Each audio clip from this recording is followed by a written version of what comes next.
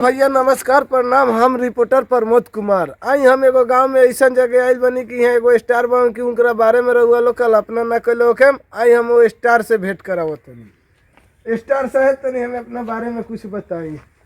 का बताई? सबसे पहले तो रहुआ के धन्यवाद देम के आइल बनी चल के। बताई का बताई? कौन गाना पे इतना चमक गई नहीं?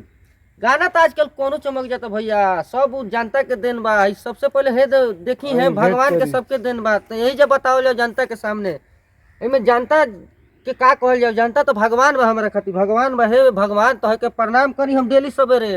तो हम लोग कौन स्टार ना बने लो, स्टार बनाओ बड़का भारी बात बा। वो जनता खातिर हर स्टार बना के रखले बड़ा लो। अहिरान स्टार, चमार स्टार, कुशवाहा स्टार, सौहान स्टार, फलान ढिकान हर स्टार रख दिले बड़ा लो। ऐसा कोनो स्टारे नहीं के बचल के आदमी कोनो स्टार बनो। हमार बहुत स्ट्रगल के कहानी बा। अब का बताई, स्टार कोनो ऐसा एको जाति नहीं के बच गल जौन जाति का में स्टार बनी। तो कौन गानवा गई उ गानवा तनी गा के बता दी। अब यही एक दिन का भइल के बैठल रहनी पुल पर, दो चार आदमी रहलन, उनकर बाएं वाला अड़ुआ जौन बा बढ़ गई रहे। तो वही पर हम सोचनी के आजकल लोग के अड़ुआ बड़ा बढ़ता, ए पर बनाएम तो चली। बात सही बनू? हाँ सही ए पर चली। यही पर हमार लोग के दर्द हम महसूस कैनी। लोग अपन दर्द महसूस ना करेला, हम लोग के दर्द महसूस कैनी। आ जाके गाना गईनी एगो लिखले रहनी,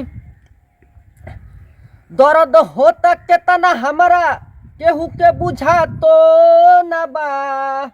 हमार डबल अड़ुआ बढ़ गईल, केहू एक कहू ऑपरेशन कराओ तो ना बा। वाह वाह वाह। ये गाना हमार बहुत चलल। जितना लोग के अड़ुआ बढ़ रहे उ दर्द में रहलन, ये गाना के दबा के सुन ले लो।